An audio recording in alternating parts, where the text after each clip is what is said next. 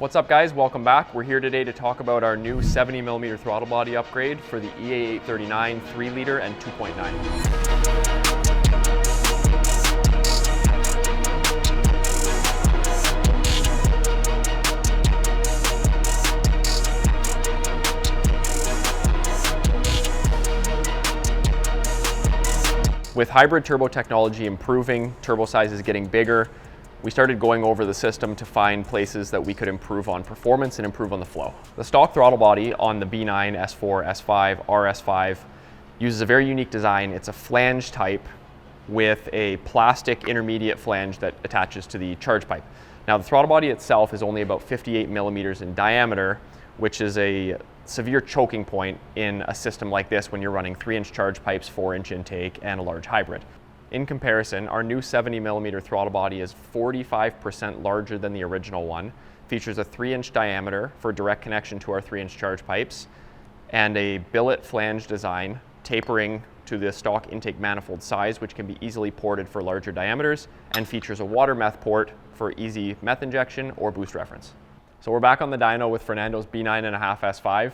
In case you missed the last video, this car is equipped with the new TTE850, our newly released 4-inch titanium Omega intake, our 3-inch titanium charge pipes, and our billet 1000 horsepower intercooler setup. If you want to see more about this build, make sure you go back and check out our last video. But for now, let's hop in the car, get some baseline runs done, and see what we're making on the stock throttle.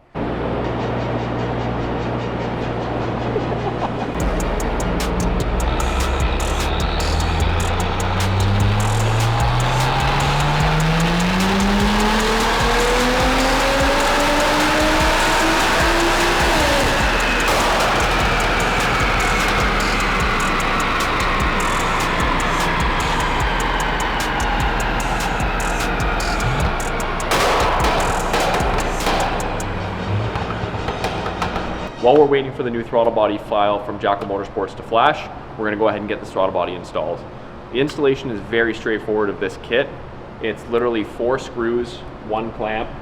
Just remove the 4 OEM screws, remove the throttle body and the OEM plastic flange, bolt our throttle body right on, plug it straight in. Once your file is done flashing, you're ready to go.